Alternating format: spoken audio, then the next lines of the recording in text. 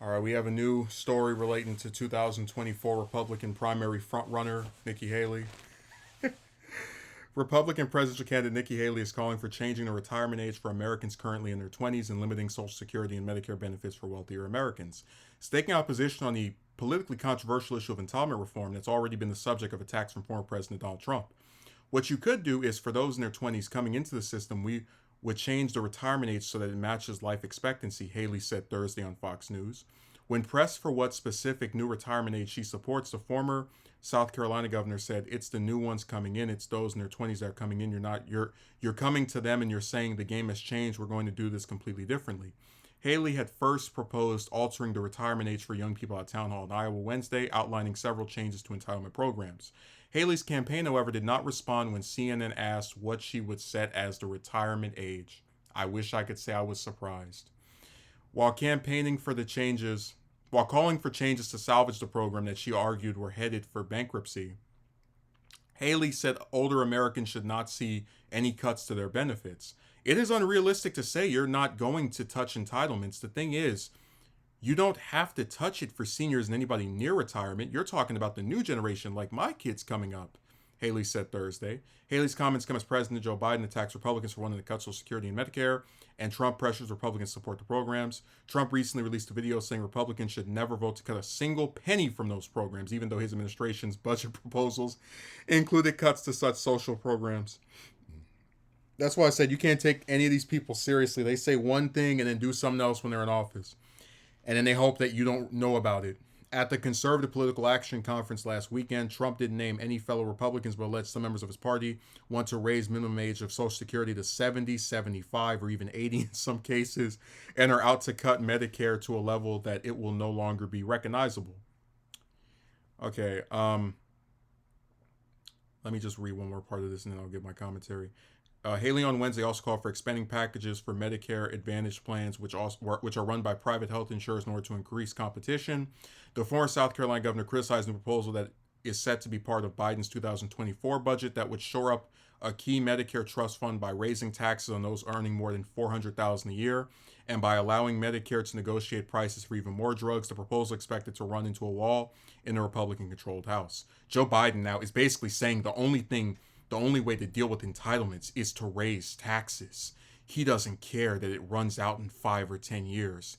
He's not going to be there anymore, Haley said. So I try to be principled. I try to take positions that I feel are not what's the way of putting it, that are based around being consistent and not having one set of standards for one group of people or another. Now, I think when we're talking about single payer or Medicare for all, or Medicare in its current capacity, I think it should be for everybody. So even the idea of trying to go after wealthy people that are on it, it's not something I can agree with. It's definitely not a thing that I feel is fair. I think all Americans should have access to it, but especially if they meet the bare requirement of the age currently, whether they make 10,000 a year or 100 million a year, they should qualify for Medicare. I think that healthcare should be all right. So people that are wealthy should also have access to it, and it shouldn't be restricted based off of their wealth. Now, when you're talking about changing the retirement age for Americans currently in their 20s and stuff like that, the reason she didn't mention the actual age that she wants to start, to raise this to, is because a lot of these candidates like to run on the idea of vague terms. See, Trump, I said before, is someone who's a hypocrite because when he was in office, he tried to cut Medicare and Social Security, and now he's pretending he's this big supporter of it. But the one thing he said during his speech that at CPAC that was really good was that you have Republicans who are trying to raise it to 70 and 75 and 80. And, that's like a subtle dig at Haley and DeSantis, but arguably more so Haley, because she's talking about like we should, in her vague terms, we should raise it to the age of life expectancy. Life expectancy in the US is dropping. It's dropped by like 2 or 3 years. It's decreasing. Part of that is the mass shootings. Part of that is people not having access to healthcare. So you see where even if we try to fill in the blanks, because we really shouldn't have to do that for any presidential candidate. She should just come out and say, "This is the age I want. You don't like it, don't vote for me." And I respect her a lot more if she did that.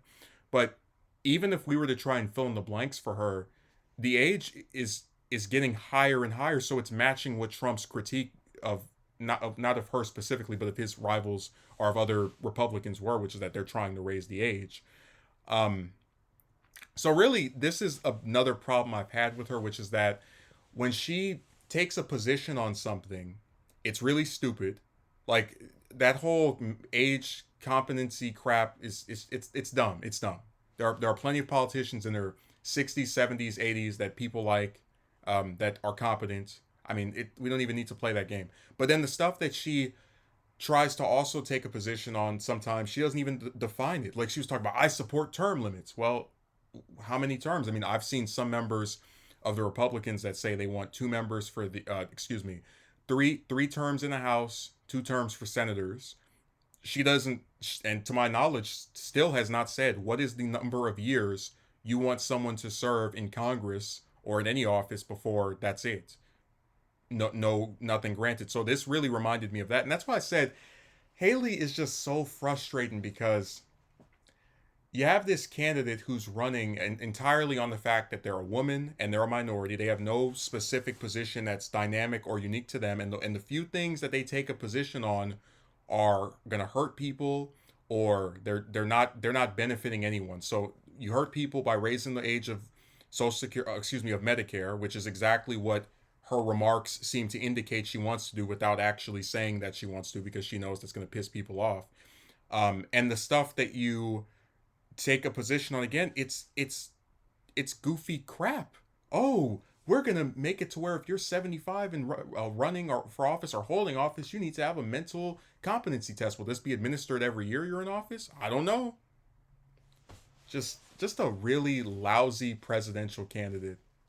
And like I said, I the thing I like about campaigns, when they're actually being ran by multiple people who are interesting and trying to have discussions about serious issues, is when they bring up things. So like someone like Thomas Massey or Rand Paul, these conservatives, but they're principled and they'll actually tell you, hey, look, I support lowering the debt. They'll mention that Trump raised it. Those are people who actually, they're not going to sit there and kowtow, and they'll have very specific proposals for the stuff they want to, even if those positions are rightfully unpopular.